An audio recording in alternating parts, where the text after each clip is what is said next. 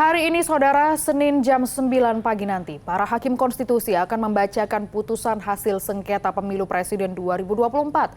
Sebelumnya, para pihak sudah menyerahkan kesimpulan masing-masing kepada MK setelah menjalani rangkaian sidang yang panjang sejak akhir Maret lalu. Berikut kami rangkum poin-poin kesimpulan dari ketiga pihak yang beracara. Yang pertama adalah kesimpulan yang diberikan oleh Timnas Amin kepada Mahkamah Konstitusi. Ada 8 poin, tapi kita akan coba baca satu persatu. 4 poin pertama menjelaskan bahwa penetapan Prabowo Gibran sebagai pemenang ini tidak sah. Kemudian yang kedua, independensi KPU Bawaslu lumpuh. Yang ketiga, tindakan nepotisme menggunakan lembaga kepresidenan. Kemudian kesimpulan Timnas Amin ke MK. Yang keempat adalah pengangkatan PJ Kepala Daerah digunakan untuk mengarahkan dukungan kepada Prabowo Gibran. Kita coba bergeser ke 4 poin berikutnya. Poin yang kelima adalah PJ Kepala Daerah ini menggerakkan struktur memenangkan Prabowo Gibran. Kemudian aparat negara terlibat memenangkan Prabowo Gibran.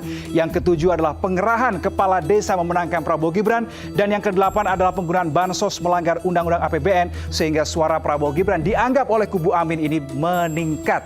Nah, bagaimana kemudian dengan kesimpulan yang disampaikan oleh kubu Ganjar Mahfud kepada MK? Kita coba cek di sini.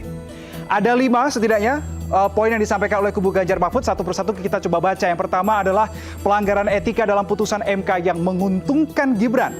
Kemudian yang kedua adalah nepotisme oleh Presiden Jokowi diduga mendorong dinasti politik. Yang ketiga adalah abuse of power yang terkoordinasi. Pemungutan suara ulang ini memungkinkan dilakukan. Begitu anggapannya oleh pihak dari Ganjar Mahfud. Dan yang terakhir adalah sistem aplikasi IT di KPU diduga menggelembungkan suara paslon tertentu. Lalu bagaimana kesimpulan dari pihak Prabowo Gibran yang dalam hal ini berlaku sebagai kubu termohon, Saudara? Kita coba cek bersama.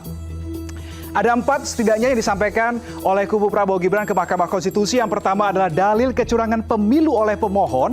Ini bukan wewenang Mahkamah Konstitusi. Kemudian yang kedua, pemohon tidak berhasil membuktikan yang didalilkan. Dalam hal ini berarti kubu Amin dan juga Ganjar Mahfud. Yang ketiga, saksi dan ahli dari pemohon gagal buktikan ada pelanggaran dan kecurangan. Yang keempat, petitum diskualifikasi Prabowo Gibran ini tidak beralasan hukum. Itu adalah poin-poin kesimpulan dari masing-masing pihak, yaitu dari paslon nomor 1, 2, dan juga 3.